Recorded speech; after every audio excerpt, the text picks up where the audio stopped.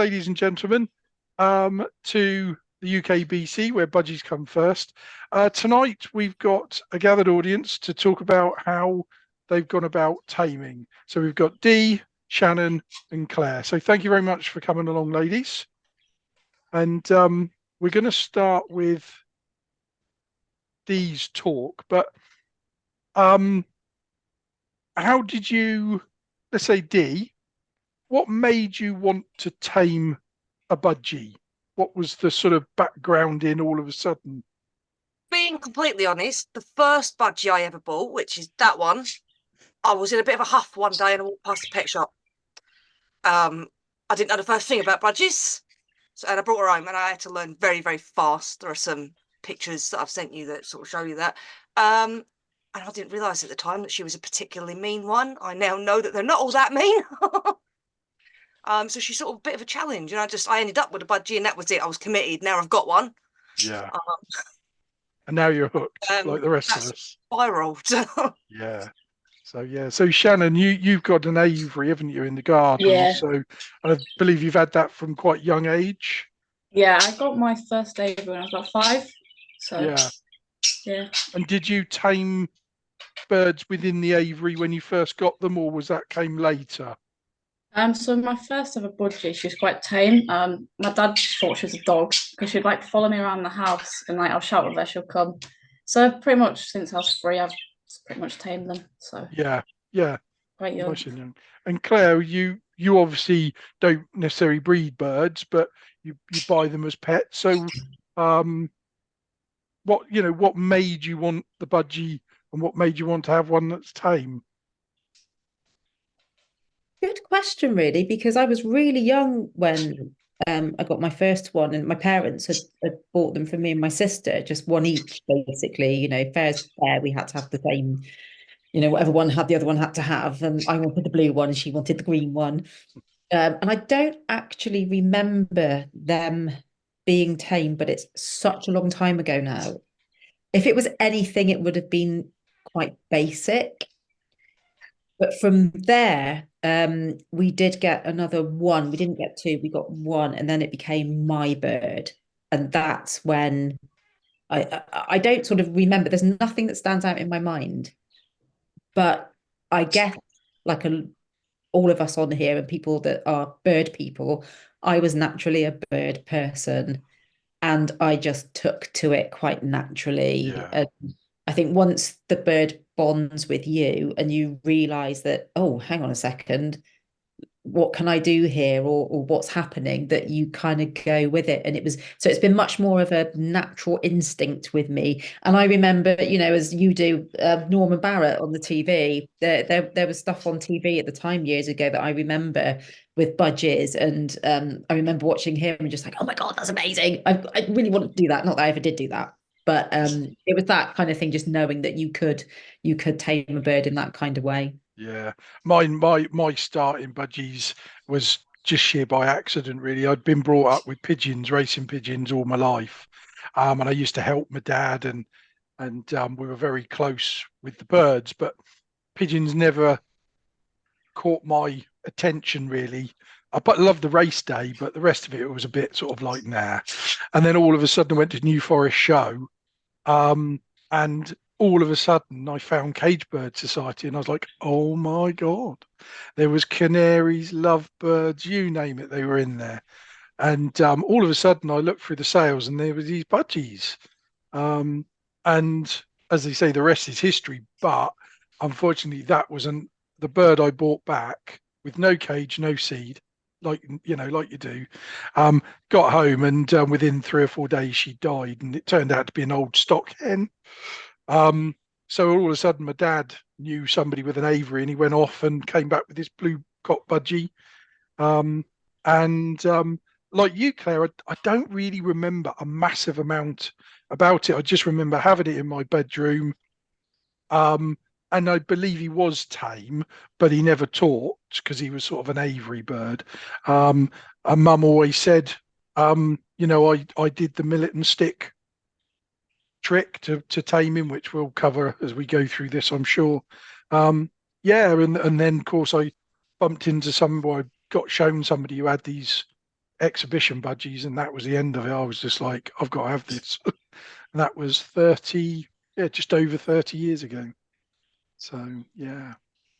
Right, okay, let's have a look then. If I go share screen. So we'll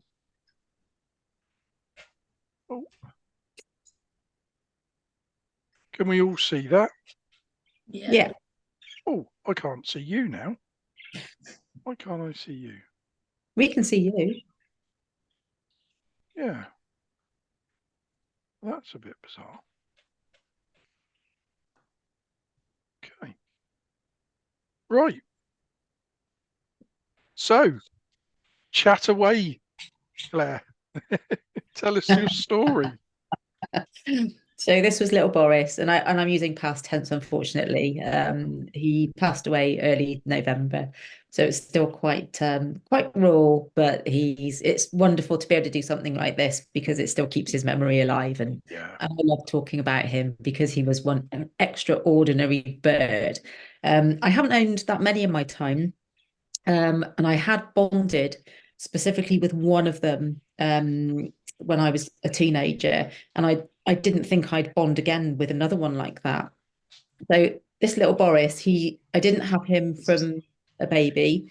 He was my next door neighbour's bird, who I adopted. He just came to stay when they went on holiday, and then he stayed. I didn't steal him, I promise.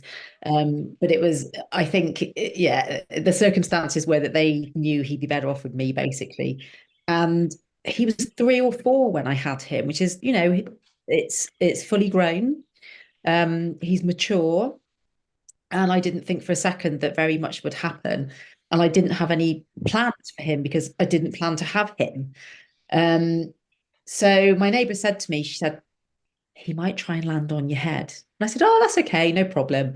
So I think it was 2 weeks. I got him in the June, and it was 2 weeks of just talking to him in the cage. I think we kept his door open from day one as well, so that he could come and go as he pleased, and just sat next to him, just talking to him, familiarizing him with the environment.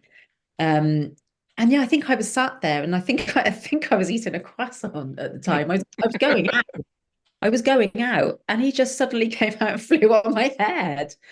And I was like, oh, okay then. Yeah, that's fine. That's okay. Happy with that. And I think, I don't know when I took this photo, but it was quite early on. I remember when he did it, and I thought, right, we have to, this is the very first picture I took. Of him when he suddenly decided he wanted to sit on me. So this was definitely the start. Yeah. And I thought, oh, okay, so I'm gaining his trust a little bit. So let's see what happens now. Yeah. And I've totally forgotten what photos I've given you. So yeah, I think if we go through them, I can probably. Yeah, that's right. Yeah, we won't go through them too quickly, but. So again, the next one is he suddenly was quite happy. He migrated from my head down to other parts of my body. In between this photograph, I'm sure there was he was probably making himself quite comfortable on my hand. Now the funny thing is, most birds that I've ever known and owned and other people own that are pet budgies, they normally sit on your finger like that. But he didn't. He was happy to sit on, he wanted my hand flat. He liked to sit on a flat hand. I don't know why. Yeah, really odd. I don't even know how that came about, really, but liked being on my flat hand all the time. Didn't actually like being on a finger. That's all. Perhaps it was a sensation because they do feel quite a bit through their feet. They're quite sensitive. So, yeah, odd. Just really odd, because obviously in his cage he was on his natural purpose, so it's not like that would be unusual. No.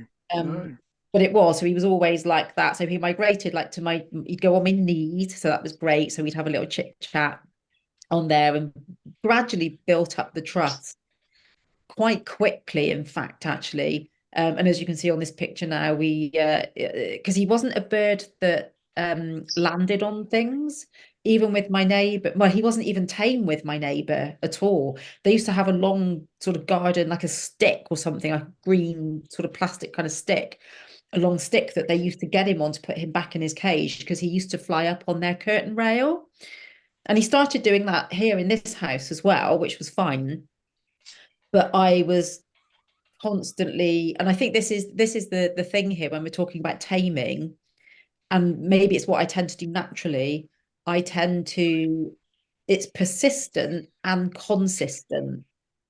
So I was consistent in talking to him. Not even, I know they say talk to Budgies gently. I did, but encouragingly. And I think because gaining their trust is really important, because without that trust, they won't do anything. So I was able to really gain his trust quite quickly. And he was happy to give me his trust as well, which I found amazing, really. And that's where the strong bond came. So something like that, this picture here. So where we've got him sat on my laptop, because he wouldn't go on anything, he wouldn't land on a table, or I think he would land on the back of a chair. That was about it. But if I put him somewhere and I told him and reassured him it was okay and it was safe, he'd go on it. Not everything, but most things. He could choose what he wanted to go on. But once he got to know my laptop, that was it then. He just loved to go, I'd be working and then he suddenly land on the top of my laptop. So yeah, it was, I think, part of getting him to that stage as well. Here we go. We suddenly started getting, little kisses as well, which he became a real little snuggle bug quite quickly. I think getting him to this stage was like, because they're so inquisitive, and especially when you have a bond, facial expressions. And I know that sounds really odd, but I'm a big one for facial expressions. I think it engages people, and I think it does the same with animals.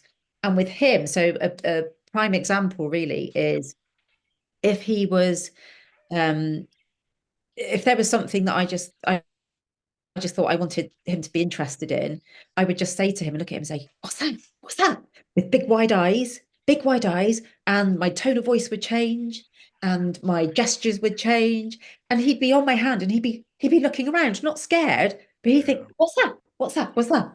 So being sort of, my eyes being wide open and lifting my eyebrows, and with my mouth, lots of different shapes with my mouth, gets them really, really engaged.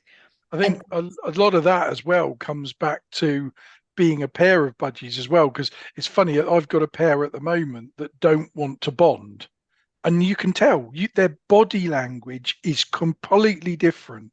And she looks away, he'll run up to her and try and knock her off the perch.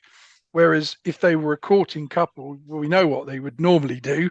They would feed each other and all the rest of it. But yeah, so I think your facial expressions, they pick up on really quick. And wide eyes actually is something you look for in the condition of a budgie. If it's got a bright eye, and I get that from the pigeons as well, in a pigeon world, they'll actually look at the eye of a budgie through a magnifying glass to tell a lot about the bird itself, its health, its background.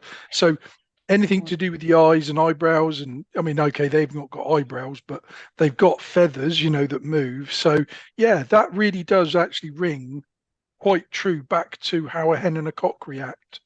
That's interesting, because I know a lot of people tame with, I've seen clickers and millet. Now, I must have had one of the only budgies that didn't like millet. I've never come across another budgie that doesn't like millet. He never liked millet, so I could never tempt him. And he'd always been fed a seed diet, so he didn't have a favorite food. There was absolutely nothing I could tempt him with, not grapes, not apple, not anything like that. Didn't work. So, and again, I've just never thought of doing something with a perch or a step up, for instance, or teaching with a kind of, I think the thing I saw recently was like tapping a stick and saying food or something, and then making that association. But he was clever enough to, and again, I think this is through the persistency of saying words and showing him that he had word association. He absolutely knew what that was. Certain words, like outside, if I would say seagull, he'd go really thin because he knew that it was scary. So if we were by a window and there was a seagull, if I saw it and I said seagull, he'd go really thin and he'd fly off because he knew it was, yeah, it was like scary seagull. But then you can see on these pictures, he became really cuddly, which he liked. He loved snuggling like that on my shoulder. Yeah. And another funny thing is, like, a lot of people use their hands. Some people are lucky enough to stroke them, scratch their heads. Well, he would never let me scratch his head with my finger. He would just bite me, but I could scratch his head with my nose, which was hilarious. It just became normal for me to do that. But again, he let me in through me just being very loving towards him, probably my facial expressions, getting close to him, showing him that I wasn't a threat to him, and just gently beginning to get near him. And that bond, that trust is so important, that enables you to then do that.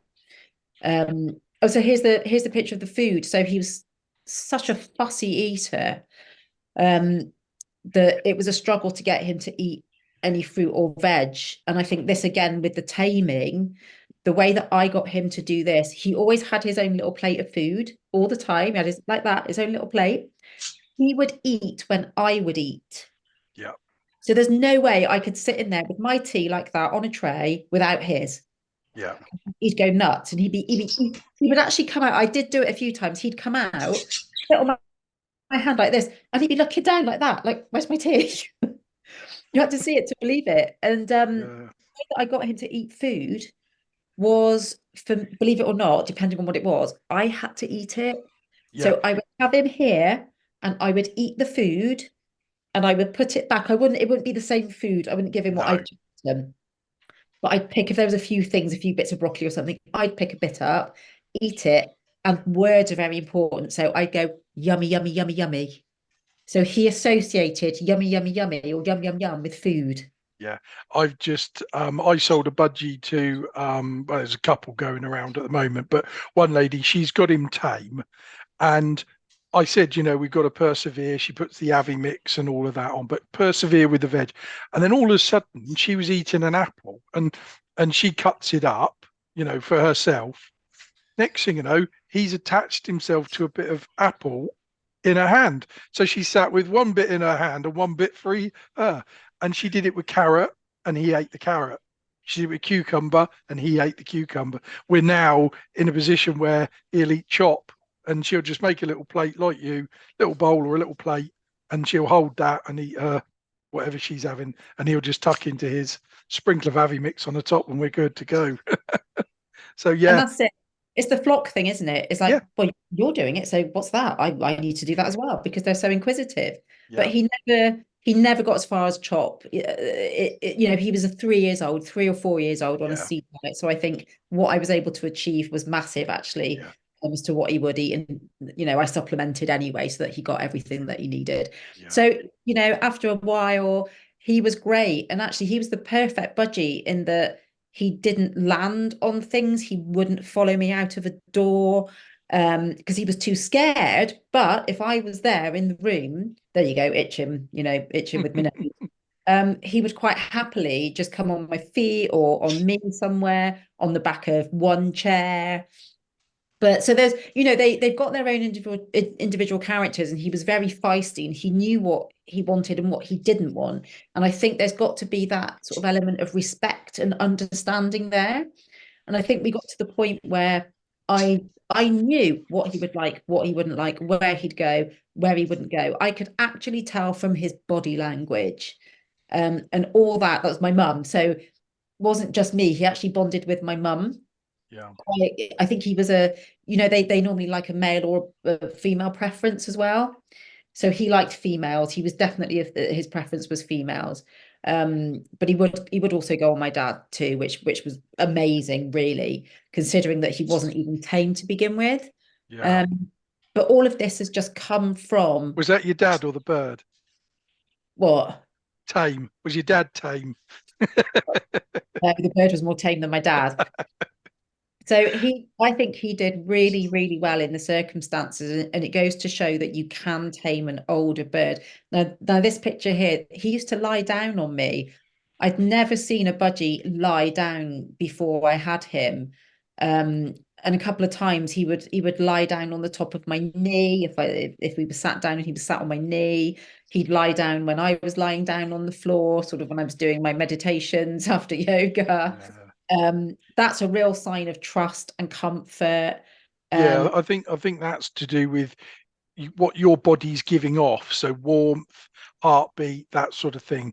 And I'm pretty sure, because there was somebody else who asked this on Facebook the other day, and there was also another lady where the bird was lying down on the top of a cage as well. We haven't quite sussed out why he's doing that, but yeah, I've seen quite a few budgies that lie down when they're tame. Well, he used to lie down on top of his cage all the time. That was a regular thing. And then so there he is in the kitchen. He never took ages for him to go even on the kitchen tops, but it took me to take him down, tap it, show him it was safe. And he was so funny. He was so tentative, and I'm like, come on, that's again facial expressions. I say, come on, it's fine. There's nothing wrong with it. It's safe. Come on, we can do this. So really encouraging, and again, just not once or twice, just do it. We used to go in the kitchen every day.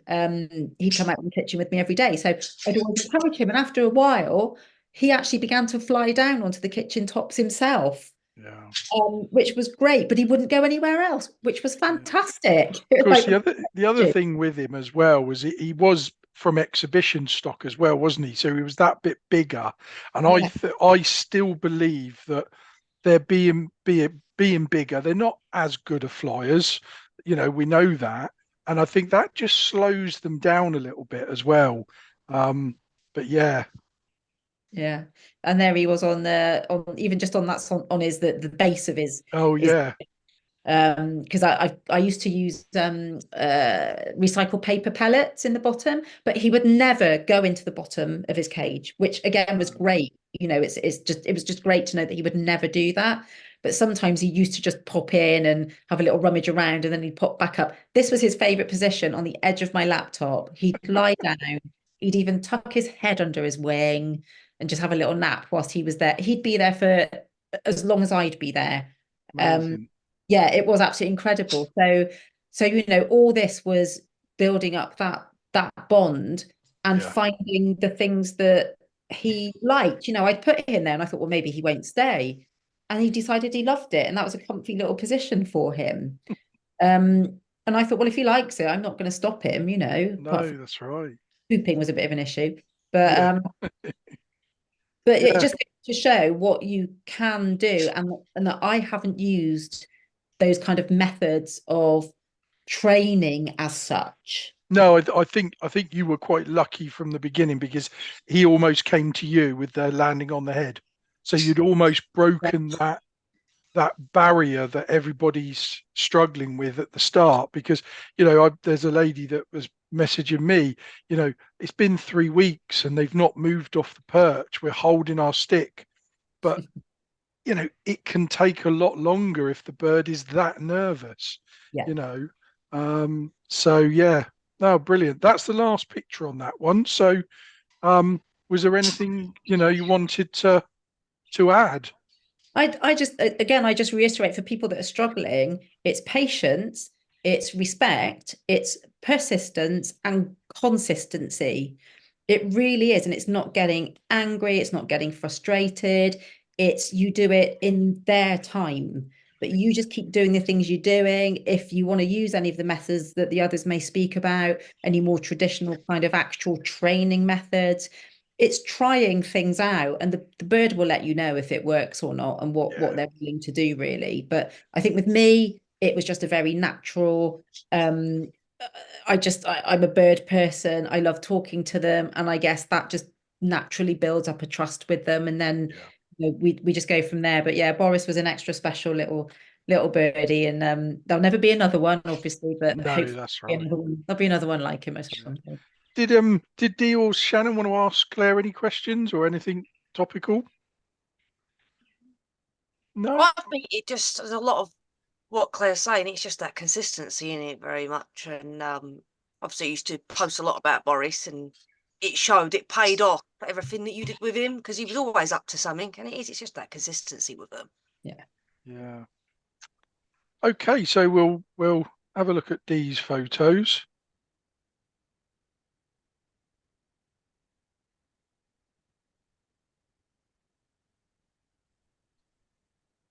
Oh, There we go. So this is she ended up getting nicknamed the Savage because she was. And I've shared this picture specifically. So I said earlier, I bought her home. I didn't know the first thing about budgies. I had an empty cage. It was in a huff. I bought a budgie. I bought her home, and there she is in the top. I hit the internet, and within 2 days realised I'd made a terrible mistake. So I immediately ran back to the pet shop and bought a second budgie.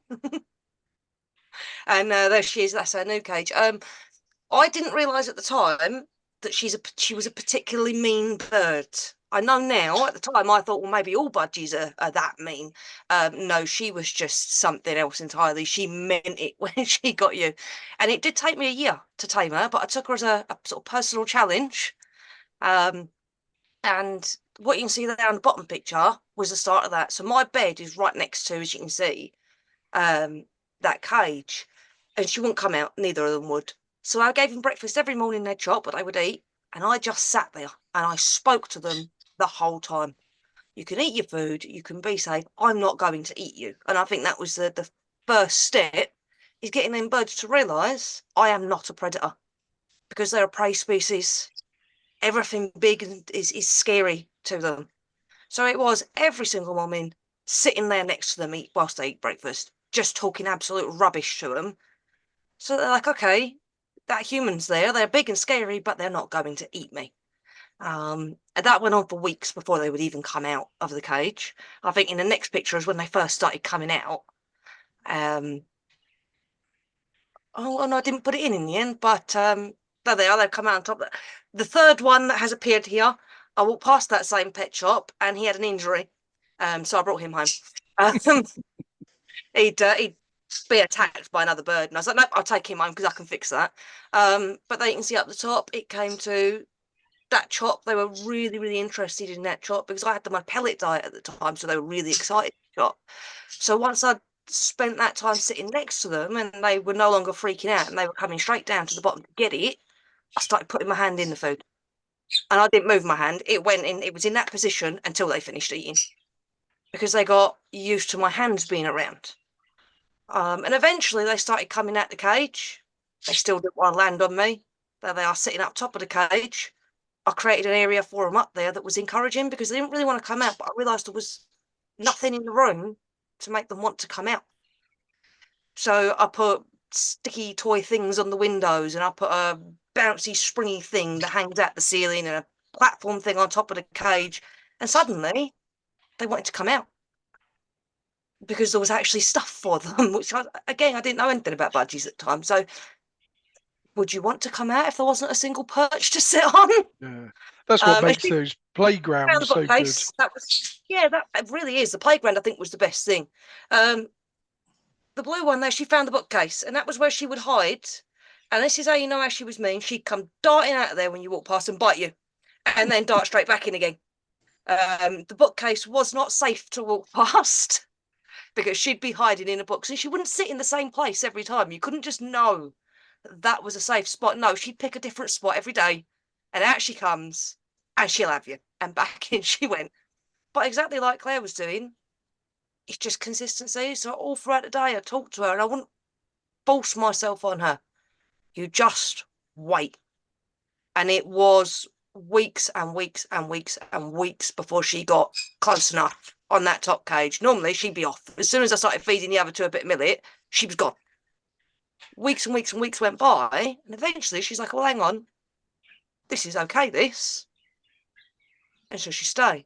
And then she'd get a little bit closer, or she'd be sitting on top of the computer, was a favourite computer screen. She'd sit up there, and I'd just talk to her the whole time and hope she didn't bite me, because she would. And then she'd come down, and it was just waiting the bird out.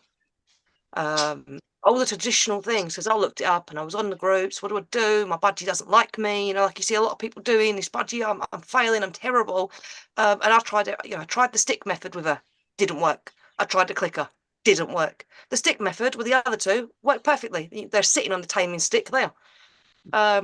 The millet worked perfectly with the other two. She wasn't interested. She couldn't be bribed, and she did like millet. She just couldn't be bribed. And as well, I think having the other ones slowly interacting with me, she thought, okay, I'll have a bit of this. Got a little bit closer. And it really was just a case of not breaking that trust, because whatever little bit of trust you've built, you can break so quickly if you have to capture them. Or you do something, you can spend weeks and weeks and weeks and weeks and weeks building those little bits of trust. And then because you need to clean the cage in a rush, you pick the bird up, that's it, you're back to square one. So it really is just waiting the bird out. And it does work. You can see the absolute terror in my face here on the top left. Yeah, I was going to say. The first times that she ever landed on me. And considering she was the type of bird that would draw blood, there was no two ways about it. That's pure fear you can see in my face. But eventually she decided, all right, I'm going to land on you. And this must have been a good 6 months after I got this bird. And there were by this time I'd started to build the bird room and the numbers had swelled, but I still considered this one a particular challenge. I got her out on her own every single day without fail. No matter what I was doing, she came out for a minimum 15 minutes on her own. And that I just let her be. And it was every single day without fail. And eventually she just gave in because it's waiting them out. That's all it is. And I'd go in the flight, that's the bottom picture, and she'd be like, oh, come over. I wasn't allowed to scratch her. I'll give her a little head scritch. That was it. It wasn't happening. Not allowed under. Everything was on her terms. Yeah. But I've got other birds that are silly tame, who you can scratch and you can, play with, and they'll fly to you when you call them. But you also have to recognise that every bird is an individual. So if you go out, you get one bird as a pet, you may get one of the birds that wants to be silly tame. You may get one of the birds that kind of doesn't. And so you've got to do it on their terms. This particular bird, I was allowed to pick her up when she wanted me to. I was allowed to give her a treat when she wanted me to. Wasn't allowed to do anything that wasn't on her terms. The little one that's next to her, the little green one, that was Feathers, he was silly tame.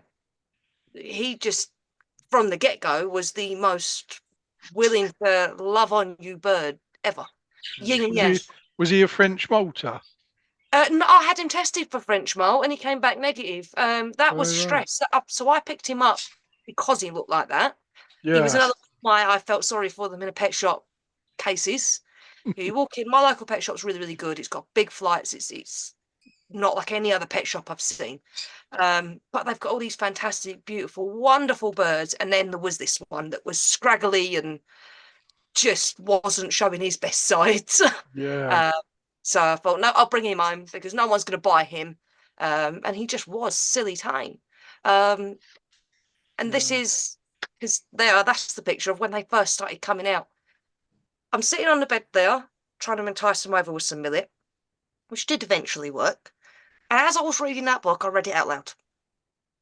Because I think they respond to sound. Yeah. Budgies are a prey species, and in the wild, silence means hide. Something's around that's going to eat us. It's danger right now.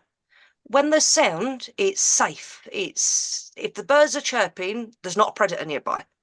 So I sat there reading that book, or whatever book I happened to have, out loud. And it gave them that bit of confidence. And eventually, there's a grey lad there. He was like, oh, what's going on over there? And ever so slowly, he got closer and closer. And the millet trick worked with him. That bottom picture, I think I'd had him 2 weeks. So it just shows there's the polar opposite. I got them at the same time. Within 2 weeks, he was on my finger. He'd do anything for a bit. He looks like he was obviously quite young when you got him. Was the other one? He was. So the other one was about, I think she was around about 6 months when I got her. Yeah. And he was about 4. So there's not a huge amount of difference. Yeah, because it looks like he's just starting his first molt there. Yeah, he was just going into the first molt. He was still a barhead. But he was just, and still is, happy to be with people. Now that there's more numbers of birds, he'd rather spend time with the birds than with me. But if I stick my hand in it and sort of just offer him a finger, he will come up and he'll let me give him a little scritch, and then he wants to go back and play with the other birds. He's more interested in them than me now. But he was just a lucky one. In terms of within 2 weeks, bit of millet, sitting there talking out loud till he decides to come over and investigate. And he went, oh, this human's got nice traits. This human's got all the good things. And as well as that was an important part of that, I keep the millet. The millet doesn't go in the cage. The millet's mine. You want millet? Come over here and interact with me.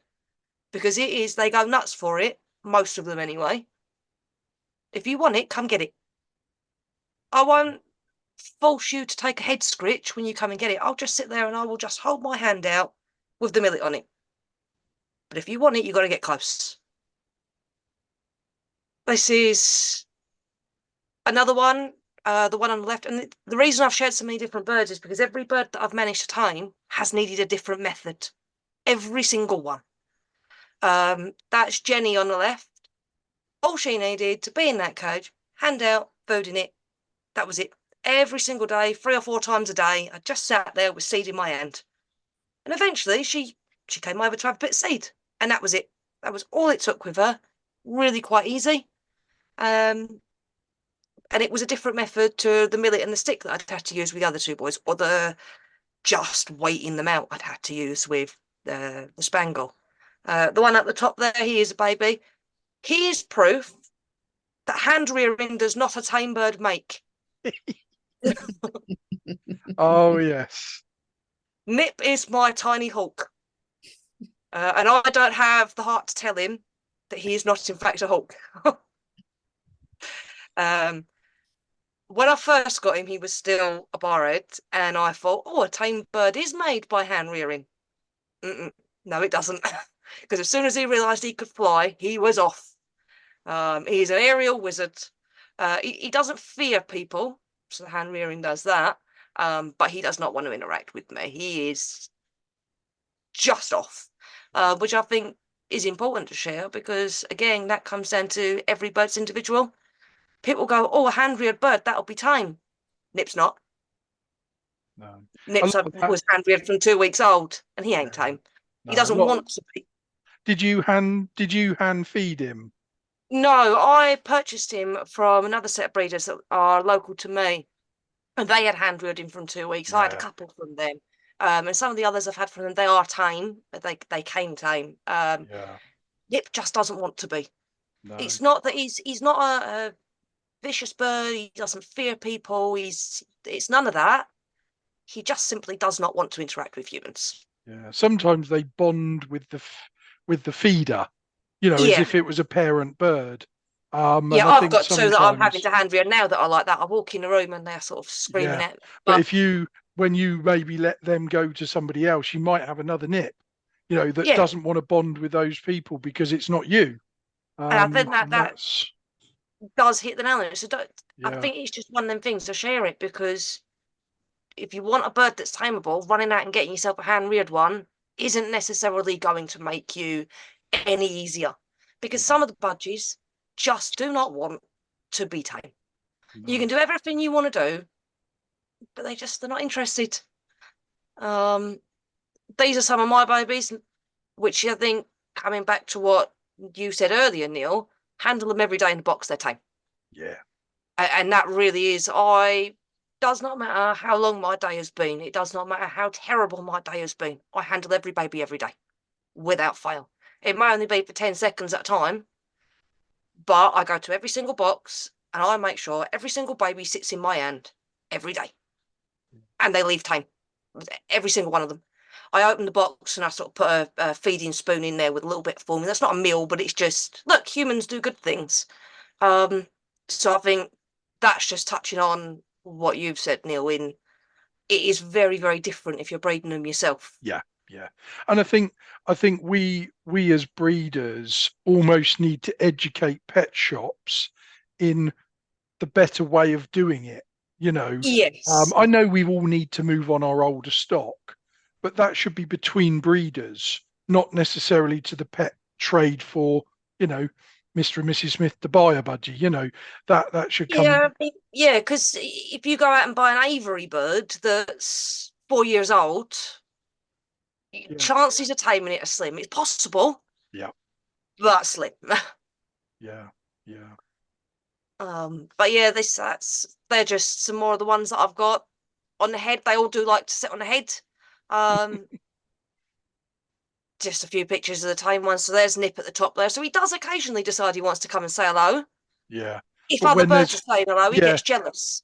He Yeah. absolutely gets jealous. He will never be the first one to land on me. That will not happen.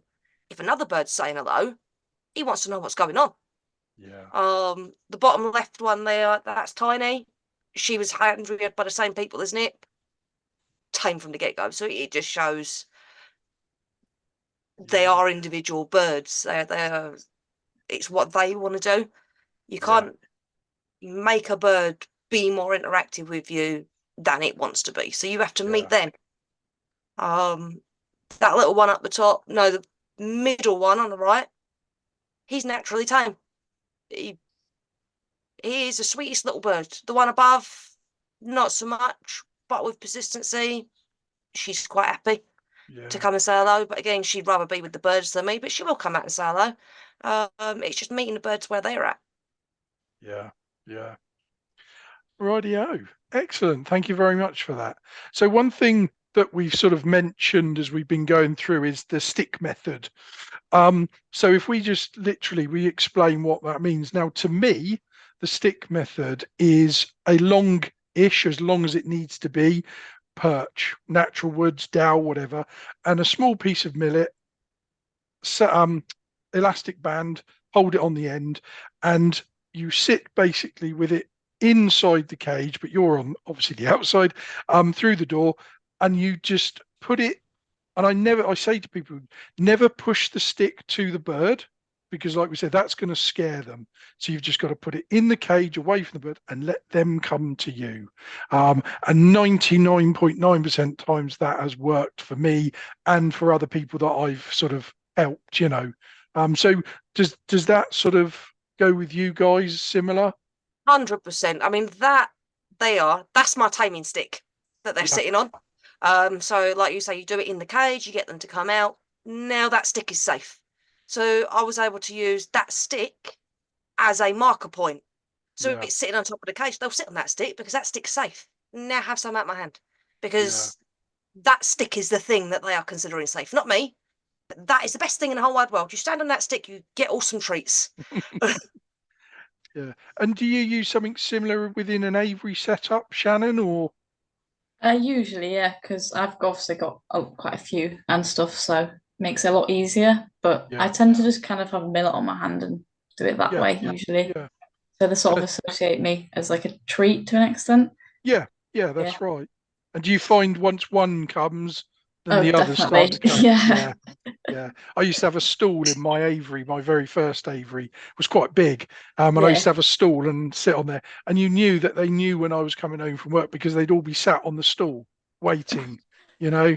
So it was lovely. That's the sort of thing that really gets you hooked, you know, for me. Those are the moments, isn't it, when you've got loads of them. So I take a binder clip and I clip a stick of millet to my shoulder. As I'm in the walk-in flight, and I'm just going around doing whatever I'm doing, but the millet's sort of here. And even the ones then that aren't tame are sort of like, oh, let's kind of have a look. And once one of them does it, they all start following. Right. Well, let's have a look at Shannon's. Right. So this photo was taken when I was about 5, but the budgie, I called him Chicken. I don't know why, but I got him when I was 3. So since like I was a little girl, I've always had like a passion for birds. Ooh. So basically my dad took me to a pet shop and I got Chicken. So that's obviously me and Chicken. He was pretty tame. I can't remember how I tamed him though, to be honest. It was quite a while ago. So he lived for about 5-ish years, which is not too bad, especially from a pet shop. So yeah, that was Chicken. And then when I was when I got my first aviary when I was 5, because basically I got a budgie and then I got another one and then I got another one, and then the next thing I had like 2 lovebirds, 2 cockatiels and like 6 budgies in my room, and I was like, too much mess will build like you in aviary. So I got an aviary, and then when I was about 7, I started breeding. Put a couple of nest boxes up, and then sort of saw what happened. The lovebirds was in like a separate bit to all the budgies and the teals, and then I started my little hobby. Still breed budgies now, so quite like 4, no, God, I can't count. A couple of years now. But yeah, so that was, I can't remember when that photo was taken. Was that like was that one of your first babies, or? No, I think that was taken like 2 years ago. Right. I forgot to include some photos of my first chicks, but back then I sort of used the wrong nesting material. I used like hay for the nest. Right. That's not great. So these two are my own bred. The one on the left is Lewis. Unfortunately, he's not here anymore. And then that's his baby. Lewis is very tame. So how I tamed him, he was very greedy, to put it simple. Absolutely loved millet, loved soft feed and stuff like that. So I mainly used millet to tame him, but he was one of my own bred, so I did handle him ever since he hatched, which definitely helps. Yeah. Yeah, so I ended up, when he was about 2, he had his first clutch, which was obviously that one. But yeah, he was pretty easy to tame. But yeah, he was crazy, that one. I mean, some of the pictures we are going to see. But yeah, so are just brilliant, just brilliant. Yeah. Thank you. This is probably not quite one of my favourites, but doesn't beat the other one. But these was a couple of babies I bred, I think about 2-3 years ago. So the one on the left, the double fat spangle, that was one of Lewis's babies. So as I said, as soon as they hatch, I instantly handle them, only for like 10 seconds for more like health checks. And then as they get older, I handle them longer, and offer them like when they're old enough to eat, I'll give them a bit of millet and stuff like that. So what I would do is take them in my room because my wallpaper looks quite nice as a background. And then I'll just like one by one put them on my hand and they'll just sit there and then I'll take photos. But yeah, the fourth one down, the sky blue, he was my first ever tufted, so I was quite buzzed with that. So I did have to hand rear him a little bit because his like mum had, I think she had like 8 chicks. Wow. Which was a bit much, so I did top them up every now and then because obviously it's a bit much for mum. Yeah. But yeah, that's nearly one of my favourite photos. Yeah, I think probably your favourite one will be on later, won't it? Yeah. Yeah. This was I called her Cinderella. So she really liked shoes. So I don't know why she'd like go inside. Maybe because it was like resembled a nest. It was dark. It was quite warm. I'm not really sure. But she was born with like a sort of curved foot. You can't really see it, but like, yeah, like it's kind of like that. So she had a little bit of a wobble. I did end up keeping her. To be honest, there's something about her, but I'd talk to her all the time. She'd fall asleep like that to the sound of my voice. But yeah, she was a nice bird as well. So this is another one of my group photos. So these was, I think, also taken 2 years ago. I did breed quite a lot of chicks 2 years ago. I think I bred over 60, which is like my record. I was quite proud of that. And I got some interesting mutations as well. I managed to breed a dilute Texas clear body, which I was very happy with. Yeah, again with these, handled them from chicks and then brought them in and they just all sat on my hand.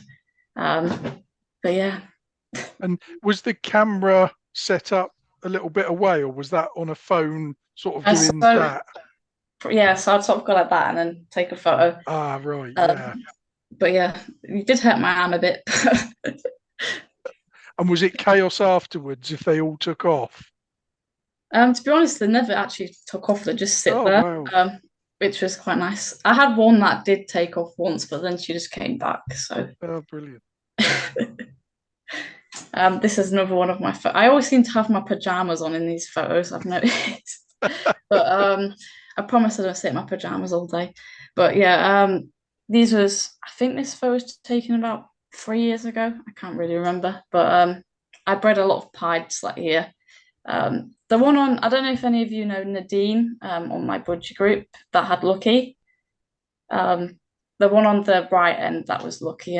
He used to talk and dance and stuff. She'd post a lot of videos of him. Right. So yeah, she got him from me. And then yeah, the other 4 I did end up keeping. I end up getting too attached. Yeah. This one makes me laugh because the spangle, he was like sort of clinned here and his little head was peeking up.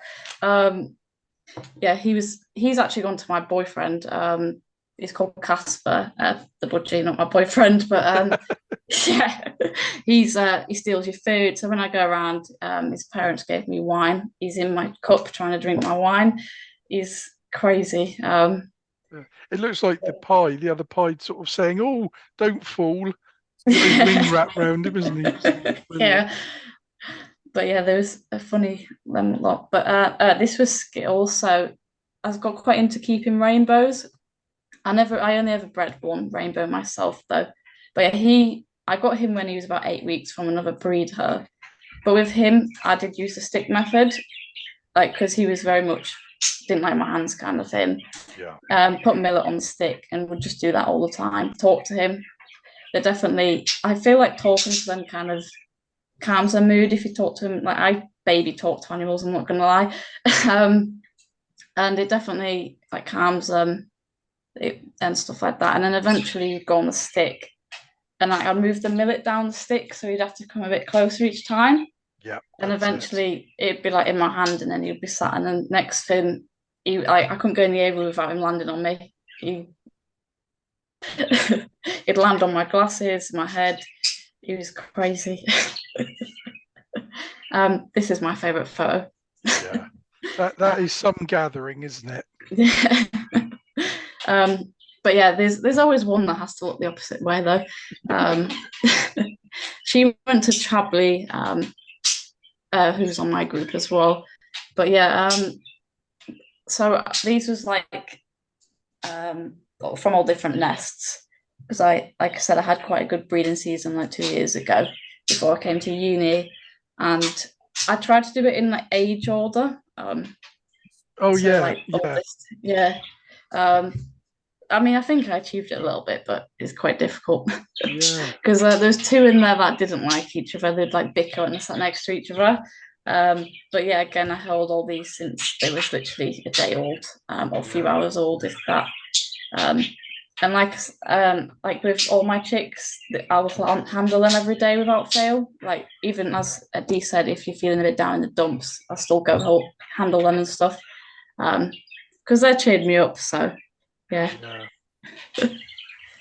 These are my 2. So I actually rescued these not that long ago over Christmas. So a lady was moving out and anymore, and was basically left in the house for months without really getting looked after properly. So when I did get them, they wasn't in the best condition, to be honest. But she told me she never handled them or anything like that. I was using millet, so they didn't seem to like millet at first. But what I usually do is put a spray of millet in the cage so they get a taste for it, and then usually once they've got a taste for it, they go crazy over it. Eventually, I think it only took me 2 weeks and sat on my finger. Brilliant. So yeah, these 2. I think I actually bred these when I was about 12. Yeah, about 12, I think 12, 13, something like that. Yeah, again, handled them since there was a baby. There's quite a nice pastel colour then too as well. I think they might have been dilutes, but I wasn't very yeah, they look like it. Then. Yeah, but I do like dilutes. Just noticing, but just noticing something though, since you started talking, your bird has started, and it's true. I put a radio on in my bird room, because if the cockbirds are talking over the radio, we don't know rainbows. It brings out. So the interaction between your voice and your bird is plain to see. It's brilliant. Defo, yeah. Well, when I went home for the weekend, and one of my mates in the house looked after him. She told me he wouldn't chirp, he wouldn't come out of his cage. She was talking to him, he just wouldn't. I came back, as soon as I come out of the room, he's chirping, he's out straight on my shoulder, chirping away. So, Yeah. So this is Boris. You might remember Boris. I did Yeah. unfortunately lose him. We shouldn't have favourites, but was one of my favourites. Yeah. So I got him from a breeder when he's 8 weeks old. I got him and 3 other birds. 2 were crested, and then 1 was a tufted, and then another tufted. They're his 2 babies. So this was the first time I ever bred Boris. He had some very nice dilute chicks, but with Boris, I used like what do you call it? Millet. That was it. He was obsessed with millet as well. Put a bit on my hand. Eventually, would keep coming, but I'd talk to him. Facial expressions, as Claire said, really do help. And I just kind of baby talk to him. So eventually he'd come on my hand, and then that's where we got with Boris. He very much liked beetroot, if you remember that. Yes, I do. He had a habit of bathing in it. I don't know why. I'd come in the aviary, and I remember when I first ever put beetroot in, I came back, it was everywhere. He was covered in it. I thought they might have had a fight or something. I was like, oh, it's the beetroot. But yeah, he loved bathing in beetroot. Yeah. I do miss him. These was 2 recent babies, so probably I think about 2 years ago, a year ago or so. Again, handled them since they were young, and they pretty much would happily sit on my fingers. I think it's quite important to get them used to humans, because say if you have to go to a vet, you don't have to stress that you can just get them on the finger, and there's a lot of benefits to taming birds, I think. But yeah. These was all Lewis's babies, so they had 4 double fat spangles and a grey spangle. I was trying not to breed spangles, but they're quite a dominant gene, so I end up having so many double fat spangles. But so I didn't actually keep any of these, but I was tempted. This is another babies on my hand again. I think the background makes them pop a lot more as well. I'm quite into photography, so I'm always like, go get the perfect photo. But yeah, handle all these from babies as well. This was Lewis. So Lewis was one of my own bred. I bred him about 4 years ago. He was the one that used to have seizures, if you remember. I think I used to constantly message you now, being like, I don't know what's wrong with him. But yeah, he was incredible. Like, obviously, he got diagnosed with epilepsy, which is a shame. But other than that, he was fantastic. Also used the millet method with him. He was obsessed with millet. A lot of my birds seem to be quite greedy, I find. But yeah, he was pretty much tame within like a week. He was one of my own breds, so I think the flock mentality as well, where Claire has an individual bird on its own. Yeah. Where the 3 of us have multiple birds. If a baby doesn't go and get that millet when it's offered, it's not going to get any, because it knows its nest mates will be devouring it before he does. So I think that has a lot to do with it as breeding with the taming. So it definitely does, especially the first probably 10 birds I got were difficult to tame, but I made a point of doing it. Every additional one I've added pretty much tamed itself. Yeah. Like, there comes a point when you've got a certain number of tame birds that they just tame themselves when you add another one into the flock. Yeah. But yeah, this is Skittles again. He absolutely loves carrots. So I've had a lot of birds that won't eat like soft food. So for example, Ernie, he's quite bad for it. So I have to do what Claire does. I have to sit and eat my food up here, and then he'll eat his food. He's very spoilt. But yeah, so he was kind of the same. I would have to pretend to eat food, and then he would eat it, and then all the others would kind of copy, but oh, he's eating it, so I can eat it. And that's kind of how I got quite a lot of my birds to start eating soft food. But yeah, Ernie is very picky. I have to literally sit there and eat. Even if I don't like pepper, I have to sit and eat it. So you eat it and stuff like that. So this is Mr. Dave Lemon Drop. And, oh God, his name's gone out of my head. Forgot his name. My memory's gone. But yeah, that was one of the birds that I also bought off someone. But Mr. Dave Lemon Drop, he was, I don't know, I think I might have put the photo in. He often wore a little magician hat thing. So I got him when he was quite old. I rescued him. He was probably about 2, petrified of people. Like literally any noise would freak out and stuff like that. Used the millet method with him as well, but more the stick method. So I'd do it that way and eventually move it up as he got a bit closer and a bit more confident. Eventually he'd come on my hand, I'd talk to him, give him more millet and stuff like that. And then like literally, I think with him it only took me about 2 months.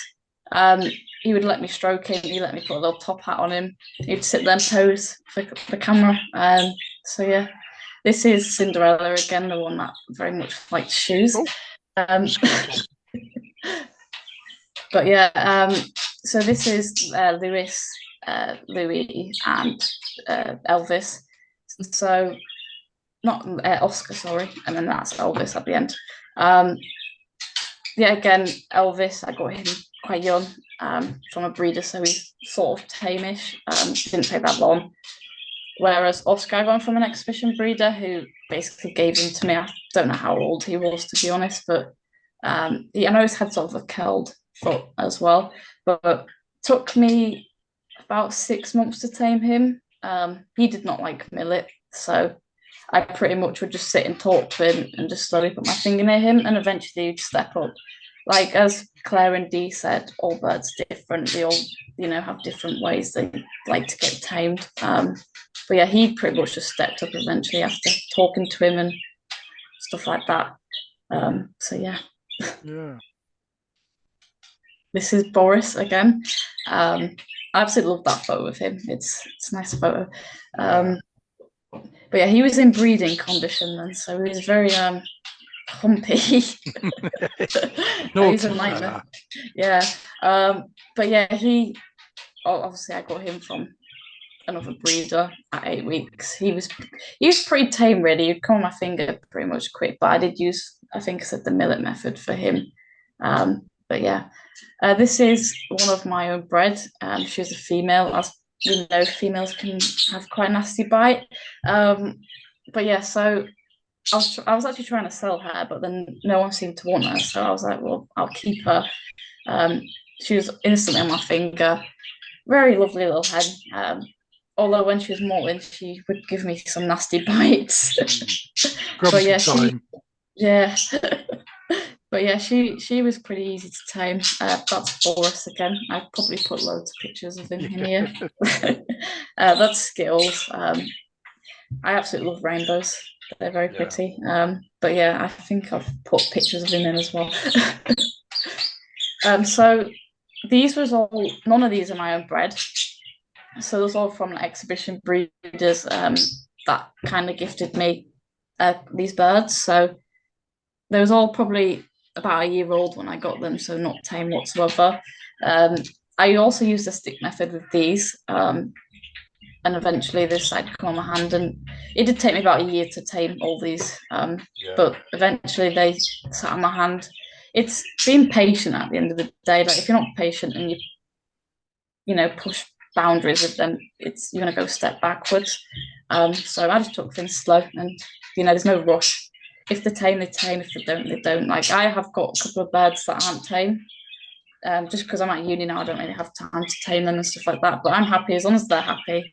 That's all that matters. So. Yeah, I mean that's an amazing picture, really. Yeah. Brilliant picture.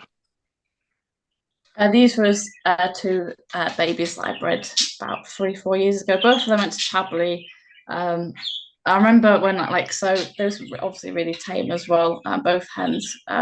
When I sold them to Chablis, they was on her finger straight away, and I remember her messaging me, telling me that one has bit her nose and hanging off her nose. But yeah, they were very tame until Chablis told me they bit her nose, but yeah. Trouble is, they haven't got hands to test things, have they? So Yeah, they got to do it with their beak. And if something soft and squishy, it's nice. So this is it's not a great photo, it's about our focus, but this is Tulip. So I actually these was one of my Spangles babies. So she had two, but they was like identical, but it was weird because she had 5 eggs. Only one hatched, but then there's 2 chicks. So I think there might have been possibly a double Yorker. Yeah. Because they're identical, but it was just really weird because usually they don't survive, but these 2 did. Wow. It was very weird. I think I might have put pictures of them both, but these were actually both of them were hand reared. Because basically mum started attacking them. So I decided to hand rear them when they were about 2 weeks old. And then these some of two in there are my own bred, 2 are not. The one at the back, so the sort of diluted blue one, he absolutely was petrified of me, but with them being in aviary, so I'll take it. They absolutely love celery milots, so I'd go in and like Maui, the normal green, sky blue, would instantly be on my hand, and then they'd all sort of follow each other. And then that was the first time the sky blue dilute went on straight onto my hand, because I think like they sort of follow the flock as well. I think once they see they're on your hand, they're like, oh, she's fine, I'll go on her hand. And then he started being the first to go on my hand in the end. So this is Felix. So when I was back at home before uni, someone put a post saying they found a budgie outside on a goalpost and they managed to catch it, but they can't look after it. So I offered to take it in. He was full of scaly face mites. He was quite bad. He didn't look like he was going to make it, to be honest, but I treated him, kept advertising, asking if anyone's lost a blue budgie. Heard nothing. I gave it a month, heard nothing. So I was like, well, I guess I'll keep him. So I ended up keeping him.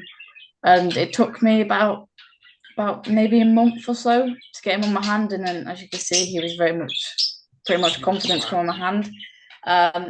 I used the millet method for him as well. But he wouldn't eat millet at first. So I had to do the thing where I put it in and get a taste for it. And then he started to come on my hand. But yeah, it didn't take me that long. I'm not quite sure how old he was, but I reckon probably about 2, but I'm not too sure. But yeah. This is Candy. So she was on my own bred. She very much liked celery, as you can tell. She was always like one of the first to come on my hand. But for a hen, she was really lovely. Like she would roll on, like I taught her to sort of roll on her back. So she'd lay on the palm of my hand on her back and let me sort of stroke her stomach. She was honestly amazing. Was she a rainbow? No, she was a Spangle. Oh, right. But yeah, her markings was a little bit poor. You can hardly see them. She had like the occasional little sort of curve on her wing.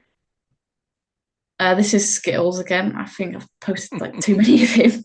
This is Ernie. You probably can hear him in the background. But yeah, so when I came to uni, first year wasn't allowed pets, which was a bit rubbish because I want to bring my budgies up. So I'm now in like a student house and we're allowed pets apart from like dogs and cats. So I got Ernie in November last year because I was like, it feels kind of lonely in my room. Like I've got friends here, but sometimes it can get lonely and it feels weird not having a budgie. I've grown up with them. So I saw a guy on Facebook in Wales selling like budgies and stuff. So I messaged him and I saw a rainbow and I was like, oh, is he available? And he was like, no. So I asked if I could come and have a look. And then I had a look and my intention was to get a rainbow, but I spotted him and I was like, I don't know, there's something about him. And then, yeah, I got Ernie and literally the best thing I've ever got. When I'm doing my uni work, he just sits on my laptop. He's like my little novator. So this is Ernie again. So he's got a little showcase. So obviously when I go home, he comes back home with me. But honestly, that was his first molt actually. He was a bit grumpy. So when he molts, you might have saw my post, he bit my eye a couple of days ago. Yeah. He has a habit of sitting on my glasses and will just chat to me, preen my face and stuff. and he just got really angry and just full on went for my eye, which hurt. But he's out his molt now, so he's not comfy. This is me and Ernie again. So it's quite difficult to get a photo of me and Ernie because as soon as he sees my phone, he's obsessed with my phone. I'll literally stand here, hold it up, he'll come and attack it. He's obsessed with it.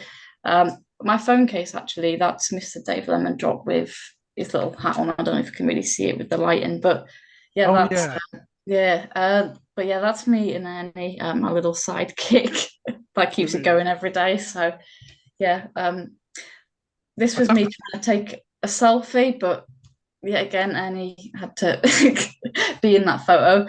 I literally cannot get a photo without him instantly at my phone. He's obsessed. This is me and Boris. So me, Boris, and Boshy. So Boshy, sorry, was one of Boris's babies. Absolutely love these two. But I did lose Boshy.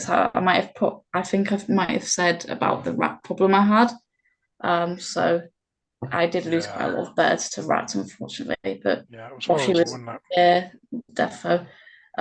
Boris, I was actually at uni. It happened last year. My mum was like, "Oh, one of the Budgies has passed away." I was like, "Oh, which one?"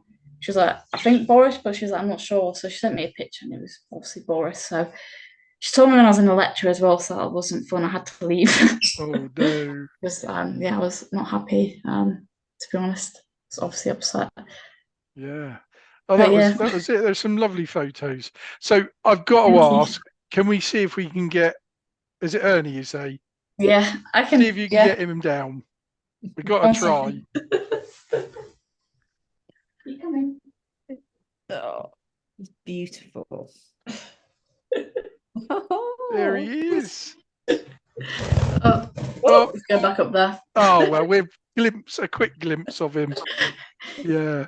But yeah, he's not used to video stuff, so no, lots of noise. Yeah. Well, it's been brilliant. I didn't really know how long we would be, and we've been nearly an hour. So a bit more than that, an hour and a quarter. So so is there any other tips or tricks that we haven't sort of discussed? I know we've mentioned the clicker. I was going to say clicker hasn't really been mentioned a lot, and I found that can be quite useful with some of them. Yeah, I've never used the clicker, not with Budgies. I might have one sitting here. Oh, where's it gone? I had it yesterday.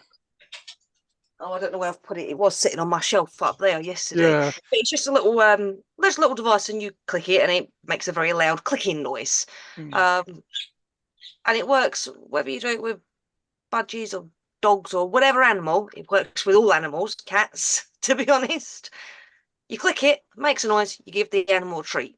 You click it, you give them a treat. You click it, you give them a treat.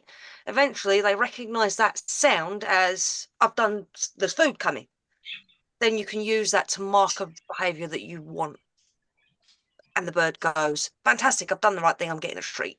Whether that's stepping on your finger, whether it's just getting a bit closer, the minute the bird does something you consider to be a desirable behaviour, click, treat, click, treat, click, treat.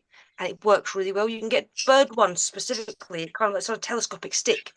And it's got a big red ball at the end. Trixie make them. You can get one on Amazon. And if the bird touches it with its beak, click treat. And then you can use a target. You can use that big ball on a stick to get the bird to go wherever you need it to go. And that works quite well with the birds that don't want to land on you. I do it with Nip sometimes. I can sort of guide him around with a clicker, because while he's not afraid of people, he doesn't want to land on me. So if I need him to go somewhere, I'll use a clicker instead of my hand, because it's what he wants, not what I want. Brilliant. Okay. That's the only one we haven't mentioned. Sorry, Claire, go on. I was just going to mention one thing that comes into taming, I think, is talking as well. We didn't really mention about talking. I'd never owned a bird that talked before I had Boris. And again, it wasn't really my intention to get him to talk, but it just comes through repetition. That's another key word as well as the consistency and persistency. It's repetition comes into that. Yeah. With the talking, again, type of bird. We talked about exhibition birds and just the sort of slim pet type, Boris was the first sort of exhibition type that I had. I don't think he was a full exhibition. No, I think he was no. a bit half and half, wasn't he? Bred from. Sort of somewhere down the line, he had it in him, definitely. And I think that made a big difference. I think he had a bigger personality than the other ones that I've had before. I think he was knew what he wanted, knew what he didn't want, but he just picked up words really quickly as well. Yeah. And to the point that I think when he first started talking, it was, you hear something, you think, did I just hear him say boy or Boris? And then once they built on that, sort of the last, some of them can be brilliant talkers. And the last word, again, I just started because a bit like Shannon, you talk to them a bit babyish because you just do, don't you? And I called him cheeky chops all the time. He would not stop saying it, and as clear as day. It was just the funniest thing. Luckily, I've got it on video. But it's things like that bring you so much pleasure and joy when it happens. So the talking does come into the taming as well, because it's the same kind of technique and the repetition and the same as sort of, you mentioned, Neil, didn't you, or somebody mentioned something about dancing.